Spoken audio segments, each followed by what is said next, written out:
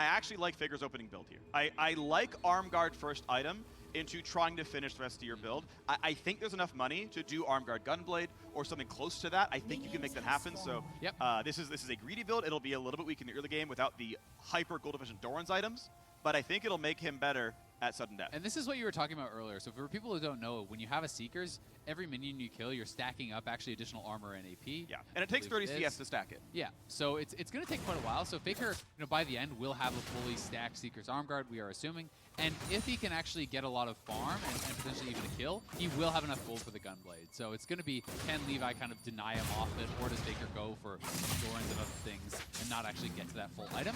But this is going to be really interesting. Levi, double combat summoners here. They're both playing Barrier and Ignite.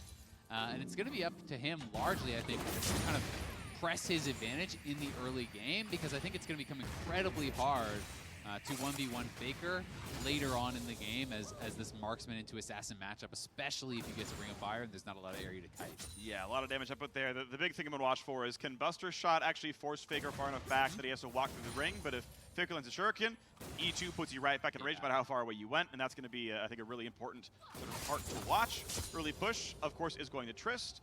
But depending on how well FAKER plays the matchup, you don't always have a ton of pressure. Goes into stealth, lands a bunch of the attacks here. And you can see that, yeah, only 2 charge E doesn't do all that much damage, and FAKER is pretty healthy. And there's no snowball to reveal, so there's no actual way for Levi to fully reveal FAKER. Yes, you can hit him with some sort of AoE damage from Explosive Shot or your W to actually see where he is, but you can't target him, right? And that was such a big difference maker in the last one for Jankos, having that snowball in the final all-in to actually reveal.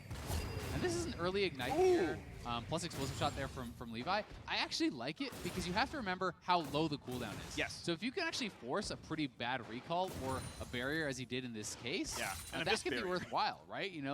Very likely, Ignite will be back up before they actually go for any sort of a fight again. Yeah, it's a roughly a minute for the cooldowns here. It's basically the same as your old cooldown. Just something that this is something that a lot of top laners do. This, especially when Shiv top was popular, you would just ult as soon as you had it.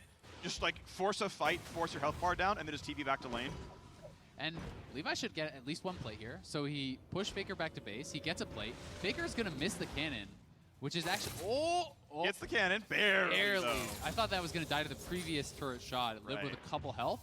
So that is actually really big because the cannon was worth so much gold in this mode. But still, I think a really well-played early couple levels and nice trade there for Levi. He's going towards the Hex Shrinker. I think that's the right choice. FAKER picks up Boots as well as the Amp Tome. So the fact that he has Boots as well as refillable outside of that, he's going to need a lot of gold to complete the Seekers, plus Gunblade combo. So we'll see if he can farm well enough or even get some plates or a kill to make sure he gets there before Ring of Fire. Could be tough. Yeah, we'll be interesting if he goes for some kind of secondary build instead, if it is a bit too expensive to get all of them.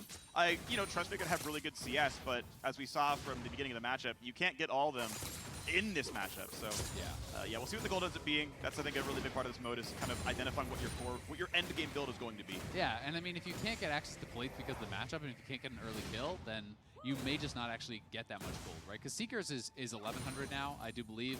Gunblade, I think, is 3,100. So that's already, you need 4,200. Boots is another 300, you're at 45. 150 for a refillable, you're at 4,600. The high end of what we've seen people get, I think, is around 4,800. And I want to say that was with plates and maybe a kill. I'm not exactly sure on how their CS was, but that's the high end of gold you can achieve. Yes. Of course, it's FAKER. He could do it. Yeah. But it's not guaranteed. 3,400 gold earned right now. He's level 8. Again, final death pretty much happens at level 11 or 12 if you got perfect XP. Yeah. So a bit of time to go, but you can see how the build is progressing. He's 2/3 the way to the money needed. And he is, of course, going towards Gunblade. That wasn't the surprise, but just in case he had other ideas, you can see the components there. It's interesting because you're never sure how much they've calculated it out in a mode like this. And FAKER did actually miss a cannon there, so I think he's for sure going to need a kill or plates now to actually achieve that much gold, especially because he bought Boots. Yep. The Boots theoretically could be the difference between actually having the Gunblade completion or not. And normally in an SR game, a trade like that makes a lot of sense because you're kind of zoning him off, and you miss a CS or two, but it's not a big deal. When cannon is worth so much damn gold, those trades can be kind of harder to calculate. Yep. So again, Levi burning through some cooldowns, getting some decent damage there on a FAKER, putting in half HP. But you can see that FAKER's feeling pretty confident now with just the the fully stacked arm guard and the revolver. He's actually pushing Levi around quite a bit, and it's pretty hard for the Trist. Look how defensive this Levi build is. He's actually stopwatch plus Hex Shrinker. One of my concerns is just are you going to have enough damage to actually kill him, or are you just all in on the fact that you could Buster Shot him out into the Ring of Fire? Because you still have to kill this guy. Yeah. And, you know, Faker is going to have lifesteal if there's minions around and you go into stopwatch, and you can potentially spell vamp a little bit with the Gunblade. So it is a bit risky. Oh, Faker going for big damage. Doesn't force everything out just yet. Watch out for ult 2. And there's stopwatch. And that could mean 400 gold.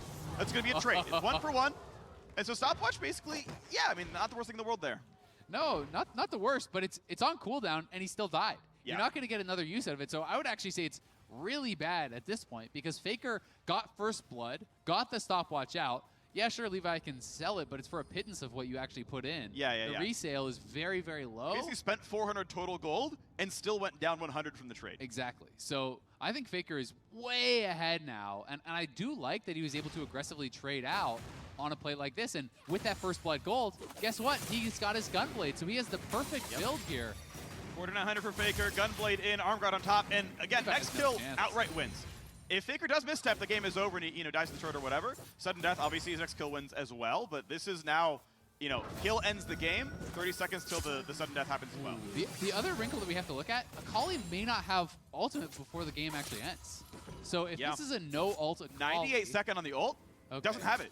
No, so he's not, just straight up. That is tough, unless you can wait until the ring is fully closed, because it doesn't go smaller than 500 units, but at that point you're probably forced into a fight. You're just autoing each other on, And Trist's ultimate cooldown is a lot lower, so Buster Shot will be available, and Levi potentially can actually knock Faker out of the ring.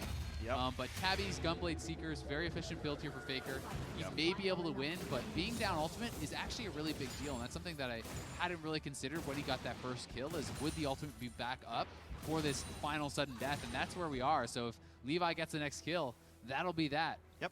One thing to point out, the ring is slower in Spectator than it is for the actual players, the actual game mechanics. The fight's going to happen right now. No ult for Faker, but he's invisible. Levi attacking, going back and forth, but he's going to hold the ult. He's going to hold the ult until the actual ring itself. The minimap icon of the ring is accurate. That red ring is really close to them right now. There's not a lot of room left for them. Ignite's going to go on. Faker gets the E off. Still no ult for him, but has his own barrier and Ignite. And he's out the edge of the ring. He can't go any farther back, so the damage is going to come across. Barrier is on. Going to Buster Shot him, and he's going to be almost putting down, but not quite. He's still in the middle there. That Buster didn't do a whole lot for him. He's trying to delay till his ultimate. This is as small as the ring gets, I think. So you can look at the minimap. It doesn't seem 25 seconds, though. Invisible. He's going to get the auto attack here. There's nowhere to really go. Ma is popped. The E's going to wait out most of that cooldown. This is big damage. And Levi shuts down Faker. Levi able